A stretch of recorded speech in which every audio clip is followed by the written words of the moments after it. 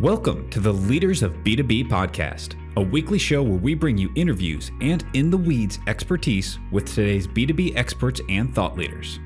You can see more about today's episode and guest by visiting our website at leadersofb2b.com. This episode is brought to you by Content Allies.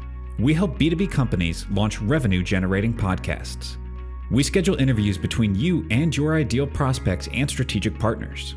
You show up for engaging conversations, we handle everything else. Ready to build a podcast that grows your business in just 1 hour per week? Reach out to us at contentallies.com. Hey leaders, welcome back. This is Ledge. Guest today, Stephen Callender. Stephen, welcome. Looking forward to talking to you. Love if you would give an introduction of yourself and your work for the audience's benefit. Sure thing. Thanks for having me, Ledge. It's Stephen Callender. I am the owner of Foster Commerce, and we are primarily a custom dev shop for web apps, websites, things like that. And basically just an agency, one of the million of dev shops in the world. And we're building out, the best code ever. So that's what we do. Right. Nice.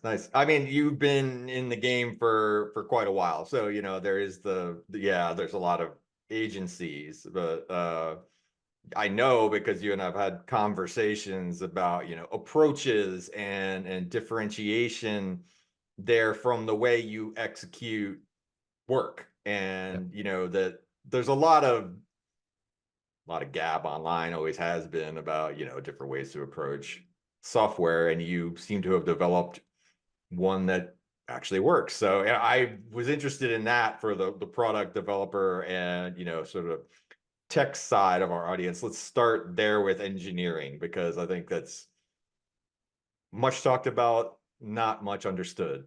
Sure. the engineering side is basically, so for us, we're ultimately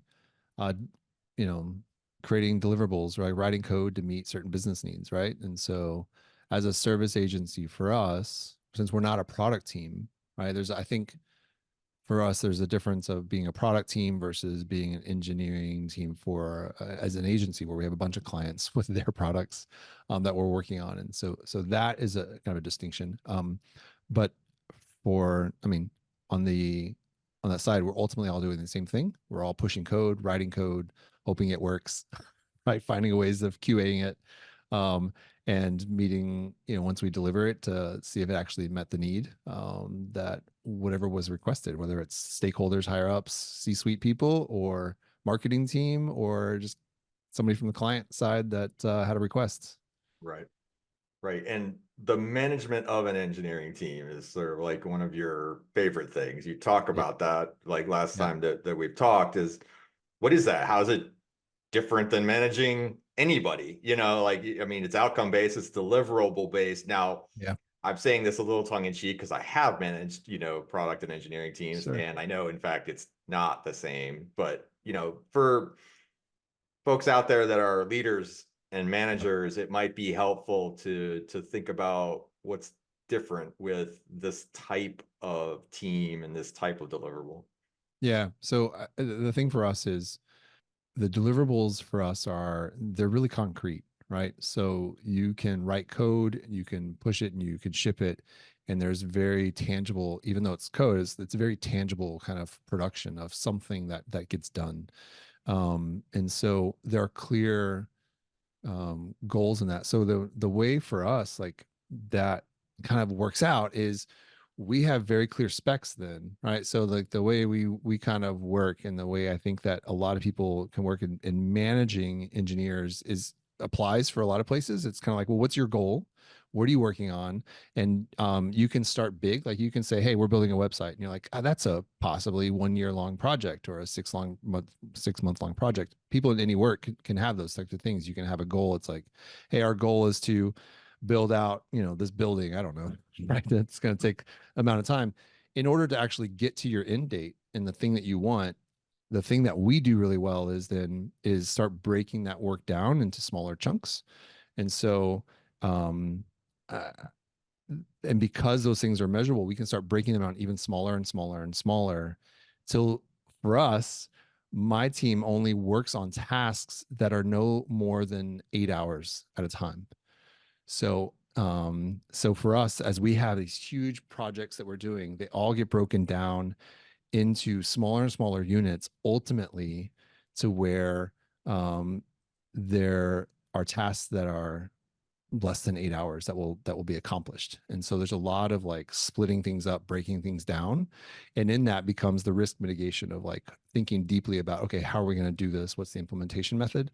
And so a lot of it is a prep work. We have tons of prep work. And there's a lot of writing, kind of like spec notes and stuff, so that we don't have a developer that can go a week without checking in, without saying, hey, this is what I'm working on. It's impossible on our team.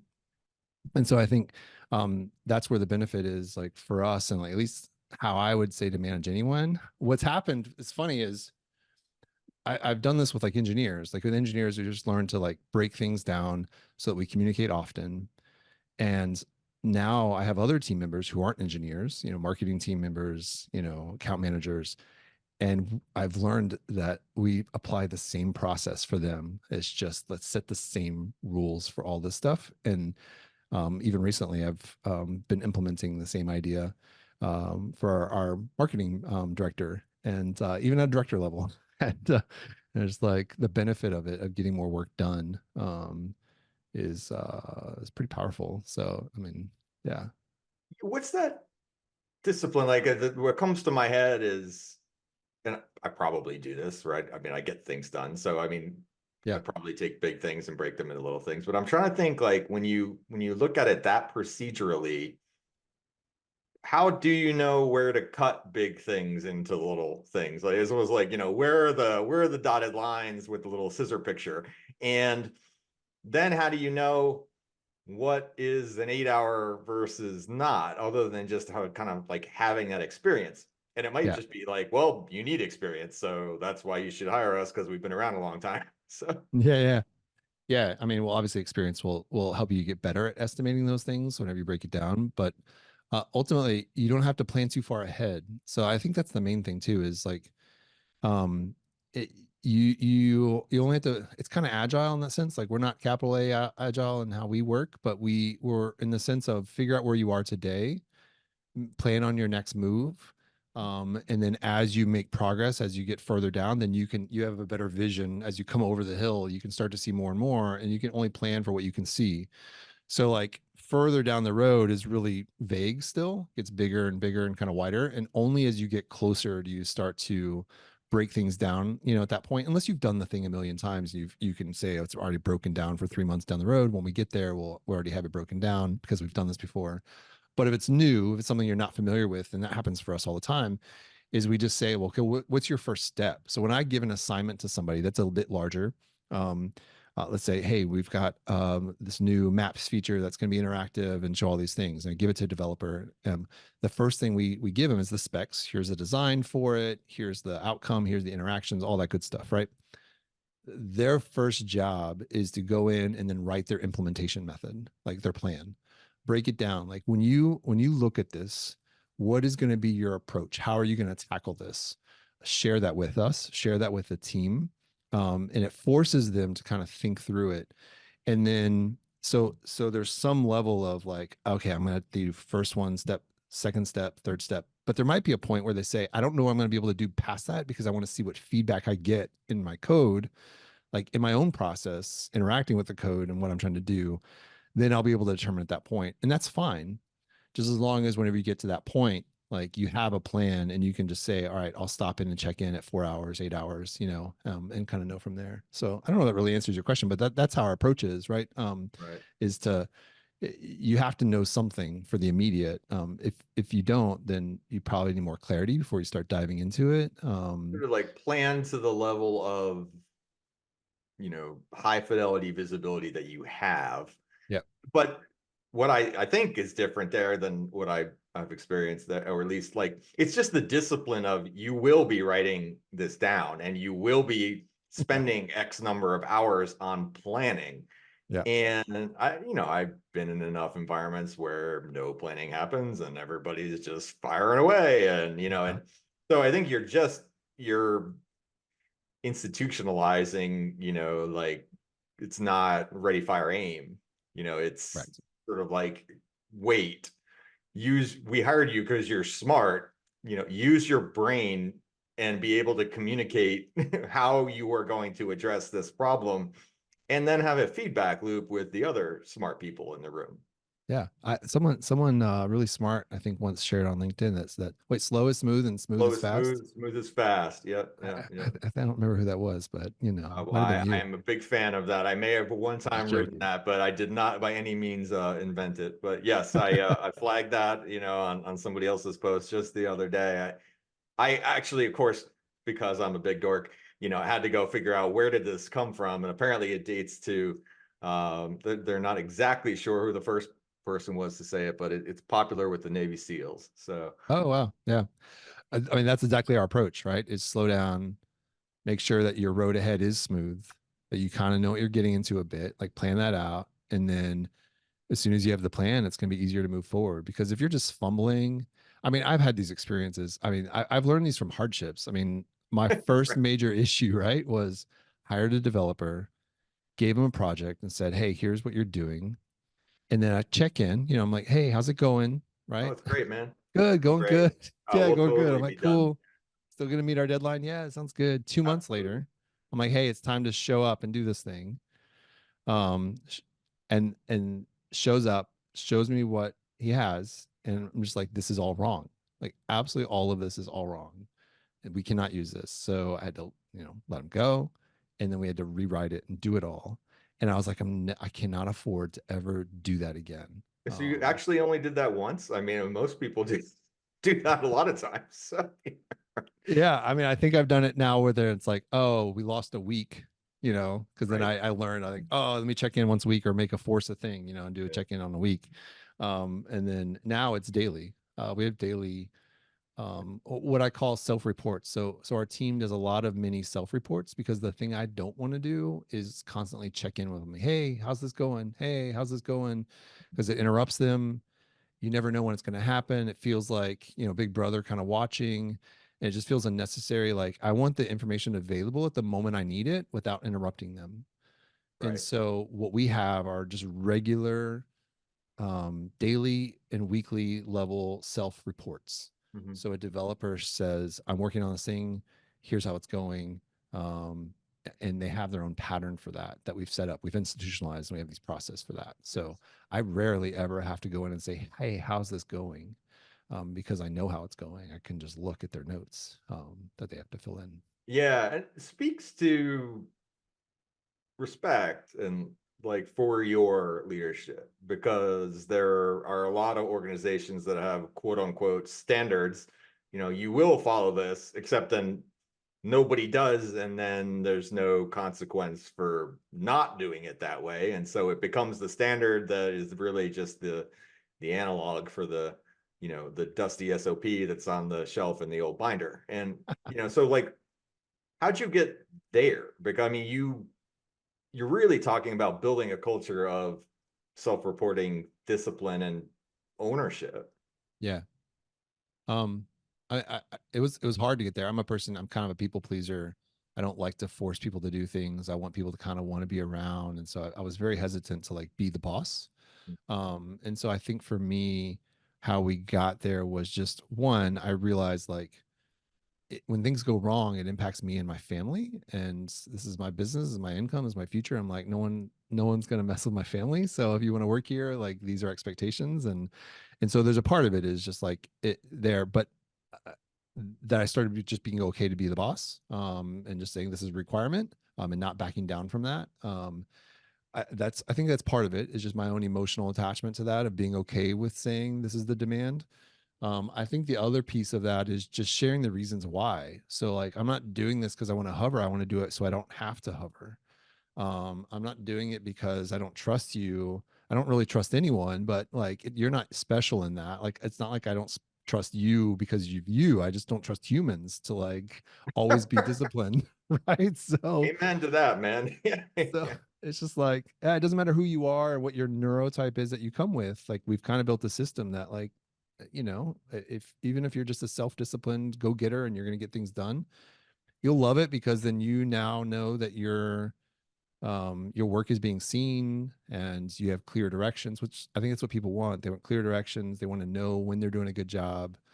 And so these little like process moments give them that the clear sign like, hey, I've checked in, I've done these things, and the feedback I got was, hey, this is great. And that happens every single day, or at least every week if somebody's like really isolated. But I don't know. So how do we do it? Part of it is also just the tooling that we have, right? Of just we use Basecamp and the tooling that they have that allows us to have automatic questions. So automatic check-ins where we kind of set things up for automatic check-ins where you don't have to use some bot in Slack or something. If you could, whoever uses those could do that as well, right? These things that you Right. automatically check in. But then we just hold people accountable. Hey, you didn't do it. We have one-on-ones with our team and we'll check in of like, hey, your communication's not been up to snuff, like what's happening, and kind of check in. But I don't know. We share all that stuff, like share the reasons why. I don't want to hover. That's the main one. I don't want to hover. So give me your report so I don't have to. Right. Well, and then having the like, but I will hold you accountable. Yeah. You Yeah. know, and I don't want to. I'm Yeah. capable of and willing to. Yeah. Yeah. No, absolutely. I mean, because we'll put people on performance improvement plans if it becomes really too bad. I think I've learned that too. There's one guy I had to let go. I really liked him, but he just could never deliver. And I was like, I just couldn't. We made these changes and he just couldn't adjust to them. And he was always just not responding and like, only a day or two late, but it was every single week, a day or two late. Right. And I was just like, this is too stressful. Like, I can't, if you can't Mhm. adjust to a day or two, like, it just becomes not worth it. And so, great coder, but I just couldn't, you know, um, couldn't have him on anymore. So I think our team has just learned, yeah, it's now new people, they come in. So we just hired a new designer. New designer is learning all of our systems. Like I have never seen so much process, Right. in a thing. And he gets it. Yeah, instantly gets it because he says, um, he's able to do more deep work because there's fewer interruptions. And Which is so, totally not what the fear would be, right? Oh, there's so much process. Like you often hear that and you think like, oh, there's so much bureaucracy and stupid BS, that I never get to do any real work. But yeah, that's the opposite. So then I'm sure there are people listening who are kind of like, wait, like how do you do process in a way that's actually efficient? And I yeah, guess that itself is a design discipline. Like we don't want to add essentially any unbillable things that we don't have correct. to the world. We can use tooling, we can use process. Process ought to be rigorous, but once you learn it, it ought to be fast. Yep. Yeah, super fast. And we want to make it to where it's clear what's being requested. So like you kind of, it's comes muscle memory too, right? And the thing that we're constantly iterating on is what questions are we asking so that we're not asking questions that are pointless. We want Right. meaningful questions so we have meaningful answers. And but if it all of a sudden becomes not meaningful, then we remove it. And so it's like you got to iterate on that stuff and figure out like what are ultimately the right questions at the right time to ask of people. Is that part of And your leadership role, is iterating process and questions? Like, is that where you spend the majority of your time? Because I mean, it's so important. And I've been in roles where I kind of go like, I remember I took over as a COO role once, and I was just like every week on Tuesday at noon, there was this detailed spreadsheet report that got emailed by this one guy, and it went to all these people. And I'd go like, hey, what is this? And the guy would go, oh, well, it's blah, blah, blah, blah. And I would, like all these words. And I was just like, okay. And so then I went to every single person on that email distribution and said, what do you do with this when it arrives? Like, I don't even know what it is. I just delete it to a man. amazing. And somebody at some point had made a process that person X should do this thing. It was 8 hours a week Oh to do no. this report that was going into 40 people, all of whom deleted it.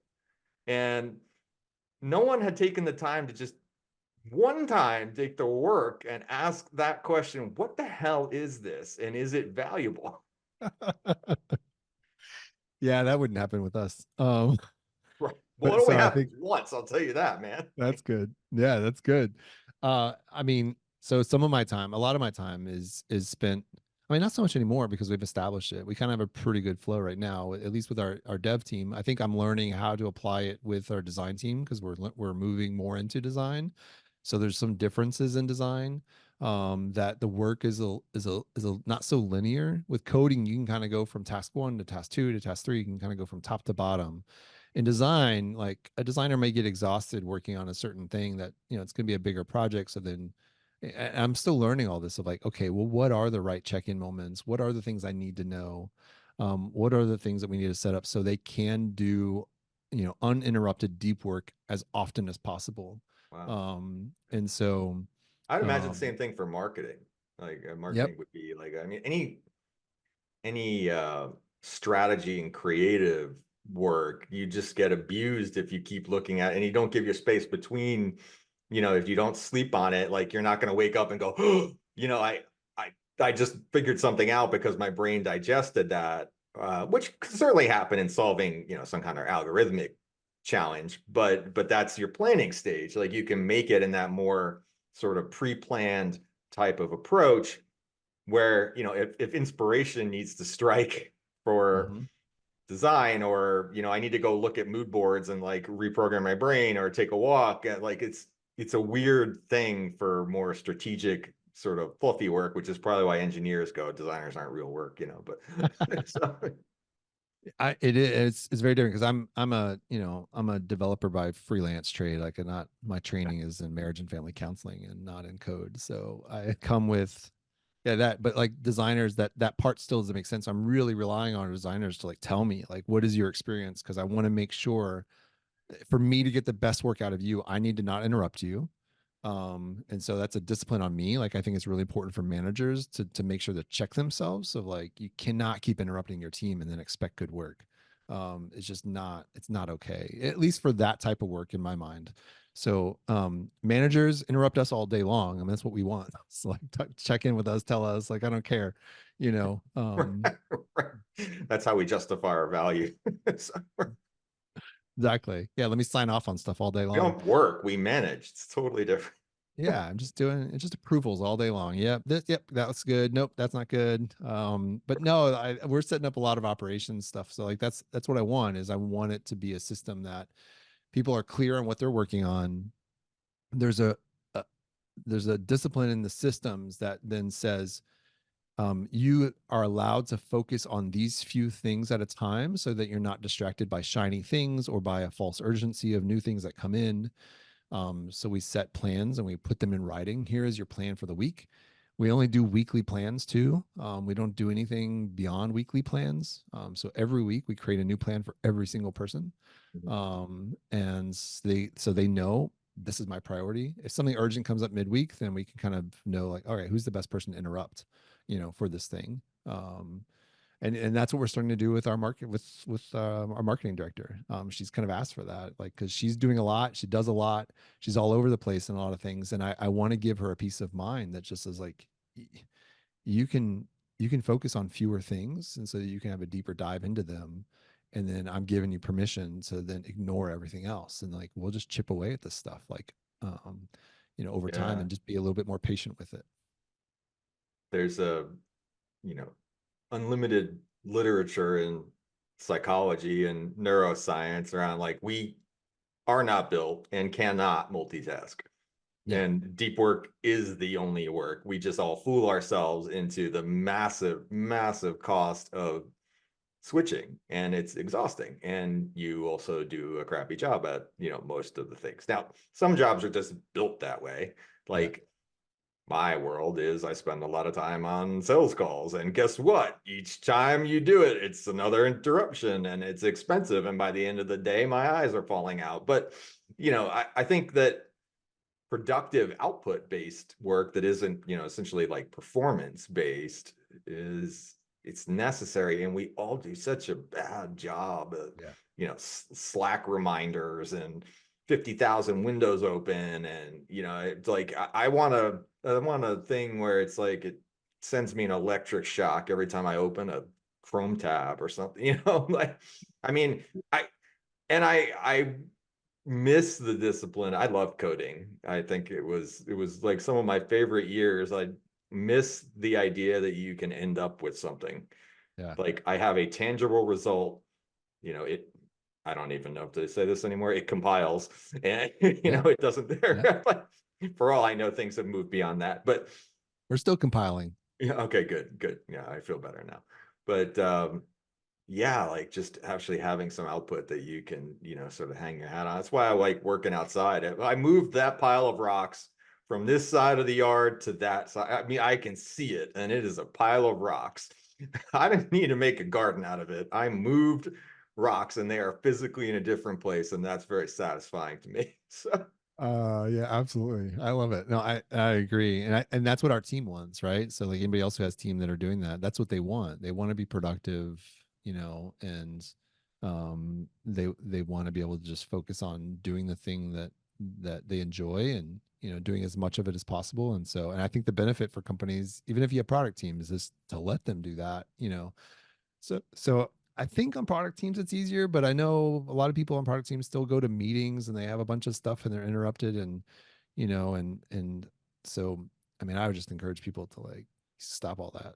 It's kind of not it's not helpful. Like for us, I don't even know if anybody's ever online. Like we don't use Slack purposefully. It's just an interruption machine. And it's a thing of like you feel like you feel like you're entitled to a response to somebody because they're online. If like the thing says you're available, then you can interrupt them and you're entitled to get their attention. And that's just not how we work. So like I tell people on our team too, the expectation is you're going to get an answer tomorrow. Like just know that when you put in a request, you're going to check in with somebody. right. Just have in your mind that you're not going to get a response till tomorrow. You might get a response in 5 seconds, but you know, don't plan on it. You cannot just go and interrupt somebody. It is not allowed. You Wow. don't have that privilege and that power to You stop describe that somebody as else. calmness, Yeah, like the calm agency, yeah, which anybody in agency life is sort of like, ah, agency life is insane, man. Like, and you built this intentionally yeah, to result in, you seem like a calm guy. So, maybe it was like for your own zen, and then you yeah. propagated it. But I mean, it probably feels like normal, operating procedure, but like I don't think I've ever seen anybody describe an agency as calm. It's freaking insanity all the time. And oh, you can only survive X number of years in agency life before so what is that? Is that the effect of, intentional process discipline? I think so. I think so. I mean, it definitely comes from me that I want calm. I don't want to be interrupted. I don't want Sure. panic. I don't want to live my life that way.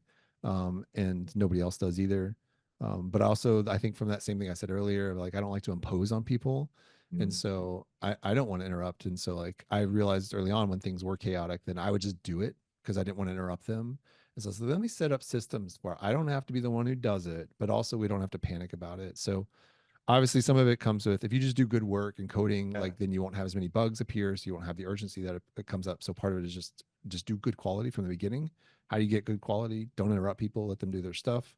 But I think the calmness really, for the way we achieve it, is um, kind of setting reasonable expectations without, I guess the other piece is we don't do a lot of deadlines. So even with client work, we don't really work on deadlines, and we don't often let clients put us on deadlines. So it's outcome based. It's outcome based. It's basically like our clients buy time Mhm. from us because everything's custom dev. So it's like, nothing's ever been done before. Obviously, ideas of it have been done before, Right. but this particular instance of this thing is 100% new, and so we can estimate and stuff, but there's always going to be unknowns. And so we can say, hey, we'll try to get it done this week. It's on our list. It's your top priority. And ultimately clients can fire us if they don't think we're moving fast enough per the dollars they spend, per hour we do. But ultimately we just say, give us your top down priority list and we will move as efficiently as possible through those, and get those done based on your budget. So if your budget is only, 5 hours a month, then obviously we're not going to get very far, because every time we spin back up, we're doing a little bit of that. But I don't know, maybe I went off from calmness a bit, but like, what it Well, does it's to our, creating the structure of calmness, and clients maybe not used to hearing that. So, yeah, but probably also envy it. And if the results turn out, I mean, you would then put yourself in a position of like a very the look back of having great client experiences over the course of years and lots of client feedback being like, essentially this was unconventional and it worked. Which is what you need. The whole business would be based on, take a chance on this thing that sounds not like what you expected. yeah, And then from the agency side, I would guess you've determined that, a lot of times it's always easier to work for clients that have done software things before, so that you never yes, want to be the first one. So, because then it's like, why can't you get this done in 3 hours? It's just code, yeah. man. It's just code, right? You can do, Code. AI now does it, right? You're right. Right. Aren't you just prompting this thing? Um, so yeah, I mean that's I think that's the big piece, is client buy-in and client understanding. But I think it goes into our structure of billing and invoicing and like how that works. And then just the fact that we do small tasks too. So even if a client says like, "Hey, build this interactive map for me," Mhm. they know, okay, when we do that, they will ultimately end up seeing probably 10 different tasks in order for that to be created. So it's like, we'll do the front end UI piece of this, right? We'll just break it down to the bits of pieces that can happen, and they can instantly see, in the same idea of like self-reporting, they can always just check in and be like, oh, which parts of this have they built? And even Yeah, they that don't have same to come in and discipline ask us. applies to like reporting to the client, Yeah, which yeah, is you can't go dark, because like people can't see that stepwise tiny sets of improvements every day unless you tell them. yep, yep. And all of our stuff is 100% visible to our clients, so they can observe those details down to the every 4 hour task if they want, and see all this stuff, or they can just wait for the next check-in meeting. And depends on, and most of them just wait for the next check-in meeting because they trust us to, like, keep moving. Yeah, So right, right. Oh, and it's trust comes from that experience then. So yeah, that's critically important. Well, I think you should write the book on this, the calm yeah. agency. Yeah. So because you don't I have anything else to do, so plan a book, I have absolutely nothing else to do. Things are that so calm. I just meditate my things are shit so out. calm. You just hang out, got your feet up. So yeah. Exactly How what's does that happening. how does that discipline extend to, sort of like, I always think of like personal mental health, and like, are you like a yoga guy, or like meditation or anything like that? Because I mean that's what it that's what it goes to for like, what do you do for yourself? Like, are you applying these same principles to the rest of life?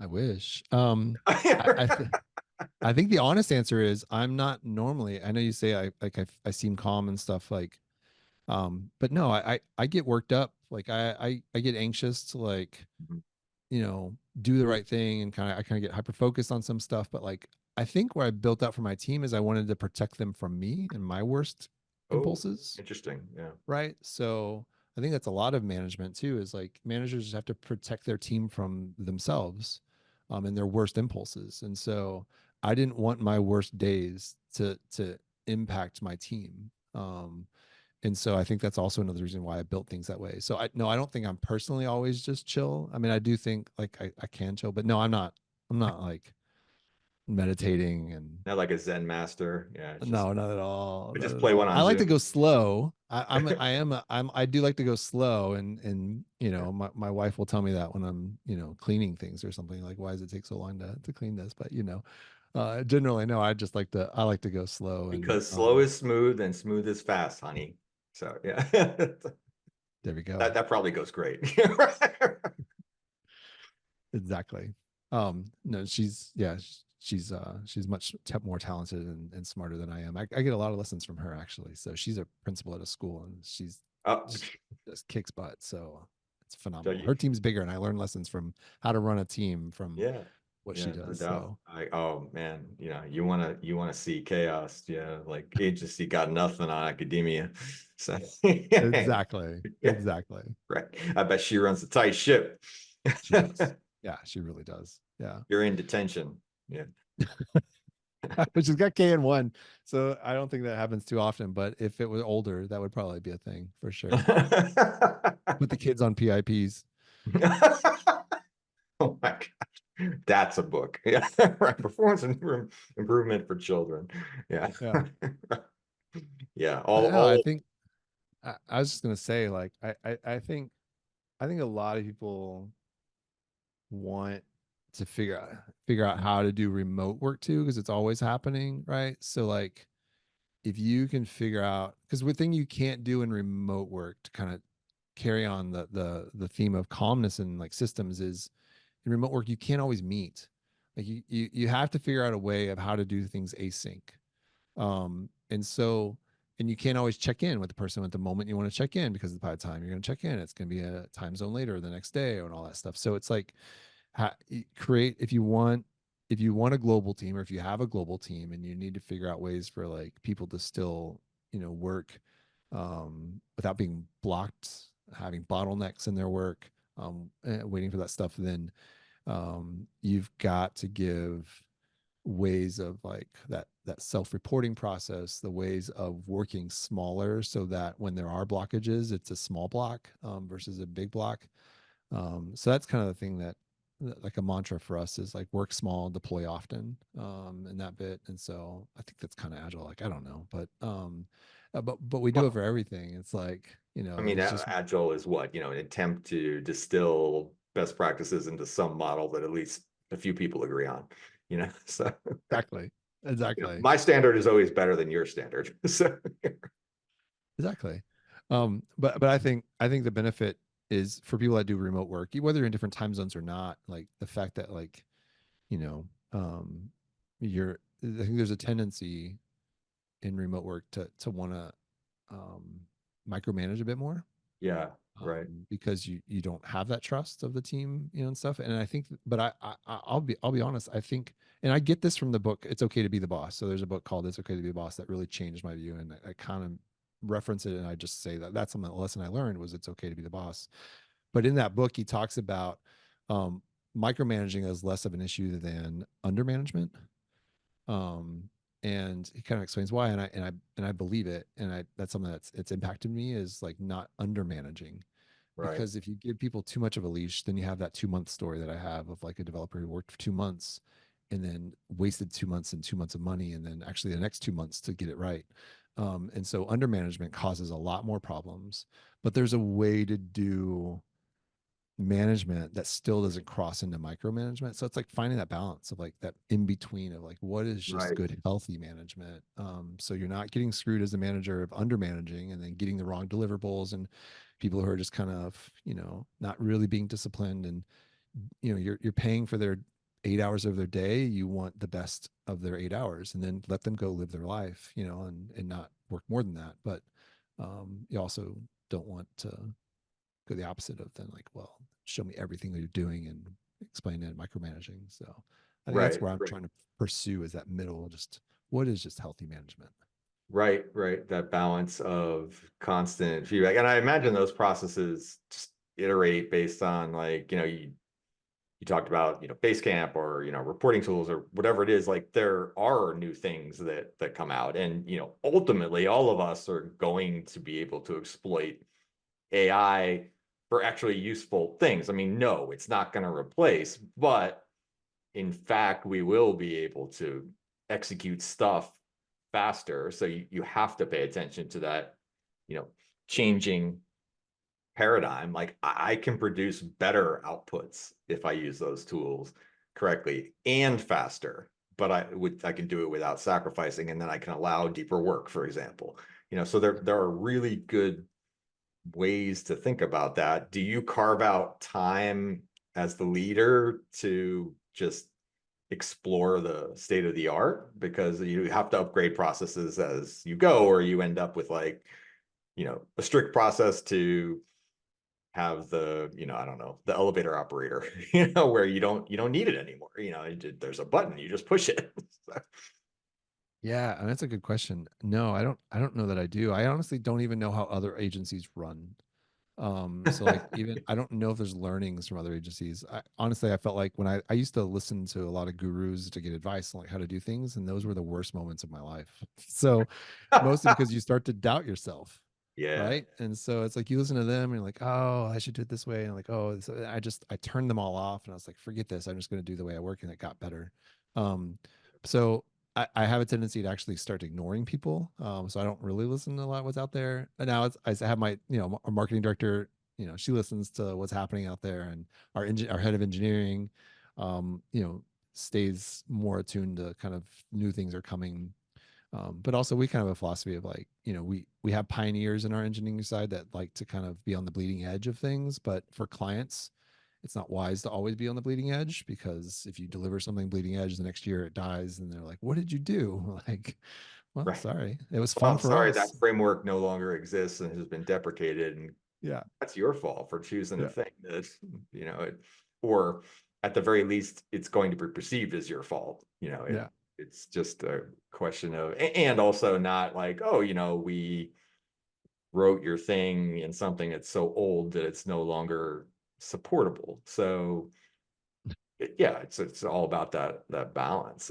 Yeah. Some people would scoff at Basecamp. Well, it's so basic, but if it works because you implemented your thing on top of it, Yeah. that's not has nothing to do with the tool, except that, yeah, there's 50,000 other things you could do for running a dev team, but you could probably lift and shift your philosophies into any tool set, and you just chose one that helps you implement it, but it exists separate from the tool, or method just driving, from, which is how people often do technology wrong. We talked about, or could talk about, build and buy, right? Like, well, I can buy a thing, but if I don't know what I'm doing with the thing, like, that's where that planning ought to take place no matter what.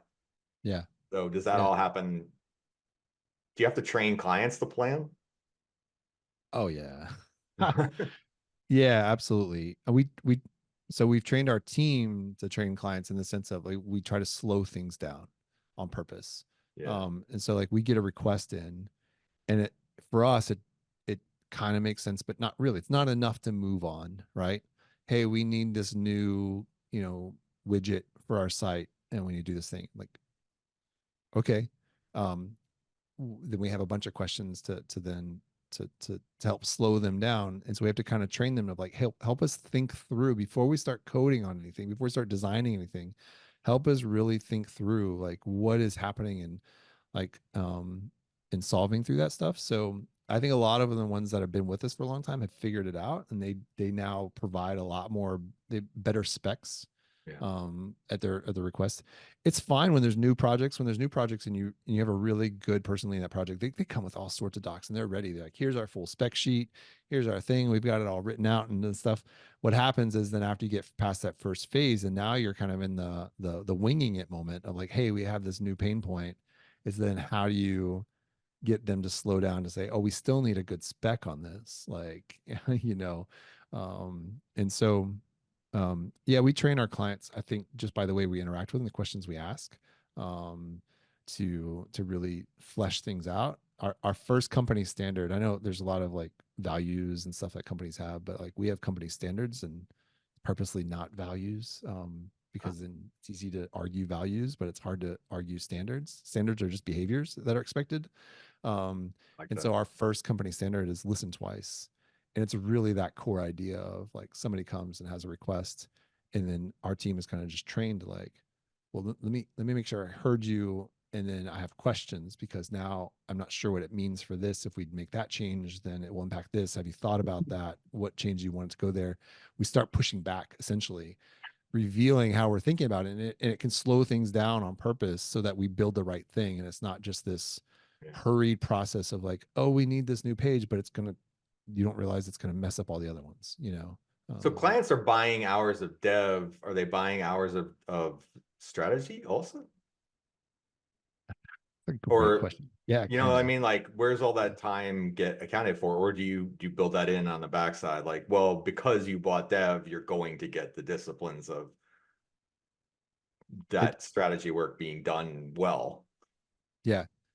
It's all billable in that time, and obviously those thinking times don't really take a long time. So it's like, Okay. they're getting a high value strategy. So anytime we like are in, other than it's like quick emails, our account managers don't really log that much time. Honestly, our account Right. managers are kind of free, in that sense. But our developers and the thinking that they're doing, yeah, they turn on the clock, and we do the clock, and we don't round up, we don't do any of that stuff. So if it's like 2.13 hours, then that's what it is, 2.13 hours. Like who wants to round up? Like that's extra work. Like just turn off the minute. Right. Do you actually run timers to Yeah. get to that level of precision? Okay. Yep. Yep. Yeah, absolutely. So everybody has to do that. Everybody logs their time You exactly. go get a cup of coffee. Do you hit stop, or like how crazy do you get there? No, no. I mean, it's all honor system, so I don't Yeah. ultimately know. And like the way I know is our engineering team has to record 26 um, hours per week Okay. towards their assigned projects. What doesn't get counted are like team meetings, and so a team meeting is an hour a week. If they have Mhm. a one-on-one with their manager, it's another 45 minutes or so. So anything Right. like kind of comes up randomly, but we also cap that. You can't spend, and this is to protect them, you can't spend more than 4 hours on non-scheduled work, or like non-client work. So they log everything, and they have to have a minimum of 26 hours, which I found is kind of the sweet spot of not burning them out, but also getting enough. And then, So so 26 billable out of 40, yeah, then yeah. So and that then you have a very clear metric of what is essentially the overhead of making a good thing work. And I see people make that mistake all the time. Like they build their business on like 40 billable hours per no way. person. I'm like, dude, that's impossible. Yeah, Like, I mean, it just doesn't allow for the fact that like we're breathing human beings that need to think. yeah, yeah, And if you know that, then you're in much better shape. And the interesting thing is that tracks with how you would run any type of service-based type of business. You would very often find that, if you're a solo practitioner, even you would be doing half-time billable, half-time selling, and then squeeze in some administration, around the edges. And that's your number, yeah, and I mean, I find that almost to be the immutable truth. And so when people are building those businesses, from scratch, you're not going to build that much time. Like it's impossible. You impossible. You can't burn you yourself can't do out it. or your team, and then they'll hate you and want to move on and keep Yeah. looking on, wherever they're looking for new job opportunities. And so like I want to be able to retain the best people. Mhm. I can't pay the same salaries. Being an agency, we just can't pay the same salaries as other places. So I Right. have to compete on culture, to Right. keep some of the best people, and the people I want to keep on my team is just provide them, a calm place where you have clear directions, where you know if you're doing a good job or not, and you're not going to be overworked, where I respect the longevity. I want you to be here for long. So like the longest guy who's been with me has been with me for 10 years, and Which is so unheard he's of. And also motivation. He was in Europe, and we give 6 weeks vacation for everybody who's been over wow. after your first year, you get 6 week vacation. And it's mostly because I wanted to keep him. He was in Europe and he took European style vacations. I was like, well, let's build a system where you're going to be happy. So, um, Hey, that's a great recruiting message right there. 6 weeks of yeah. vacation. Yeah.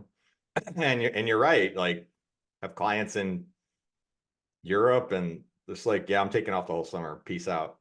And, Yep. and you're just like, what? Yeah. And I noticed in America, we're so crazy with this stuff, but it made me think a little bit about, like I could probably do better work if I actually took a break sometimes. Yeah. It's true. And I would challenge everybody in the audience to pay a little attention to, other models of being, because um, turns out we're maybe not so awesome at it, as we think we Yeah. are. So The advice we get in the US is like, go take a walk and then you'll be more productive. And I'm thinking like, if we keep extending those time periods, so a walk is maybe 30 minutes. Okay, well now think about, well, take a day off. You might have some better productivity. Take a week off, take 2 weeks off, and then what is the results? I think like some of that rest, I'm still not the best. I think I probably take the least amount of vacation on my team, but at least over the holidays, we do shut down for 2 weeks, and I do shut down, for myself. And over summer, I take a week and a half off, and I don't take my computer and all that stuff. But yeah, I think that's how we do it. That's what I'm trying to do, is just build a team that wants to be there so we can keep delivering good work for our clients. What's funny is now we're trying to build out some stuff for ourselves. Right. So you had mentioned build and buy, and so in our little world of where we build within the craft CMS kind of ecosystem, which content management system type thing, is we're finally building products. And so we're kind of becoming a product shop if we can make it fully bootstrapped. So it's all depending on client work. But we'll see if it survives, if all the things that I've set up as we turn into product work. And It's a great way to dog food your own yeah. thing, right? It's just like, what's it like being our own client? Yeah. Have you discovered anything in that process? You kind of go, ooh, like we want to improve our process because being on the other Yeah. side of this isn't as awesome as we thought. Yeah, we've treated ourselves as the client, like on our own website, for example. Like the marketing team has a request, just like a client's marketing team would have a request. And we've seen some gaps in things. Like the work is fine, but sometimes the communication, because we're so like, it's so obvious to us in the system of like how things are going, but clients don't always know how to read what we're doing. And so it's like, oh yeah, we should proactively tell them, where things are, because they don't always look at the self reports. Like it all exists, it's there, but then Right. they don't live in our world, so they're not actively looking for it. And so that stuff is like, so we've had those moments of just like, well, what is actually happening? Oh, that's actually done. We didn't tell you. And so we had to improve some of that stuff. It's like, it's so casual for us, like deploying on Fridays doesn't matter. Like, and we just, whatever, it's so kind of regimented and careful that it becomes mundane in a lot of ways, where we're like, oh, that's a big deal that just happened, and so we Right. forget to tell the client, like, oh shoot. So I think we've learned that lesson recently. Well, you're going to be the guru that other people ignore someday. So I just want to, just like make sure you write this down somewhere so that other people can learn something. So I All think right. that's important. All right, I'll work on that. I will definitely work on it. I appreciate it, Ledge. Well, Stephen, this is fun. I love it. I love what you're doing. And anybody out there that's, resonating with this, wants to reach out, maybe have some software done, how do they do that? Yeah, you can find us at fostercommerce.com. Got, just like a lot of people, a contact us page. It comes to my inbox. I can reach out to you there, or you can find me on LinkedIn, Stephen Callender on LinkedIn. I'm around. Yeah, those are the best ways probably to reach out.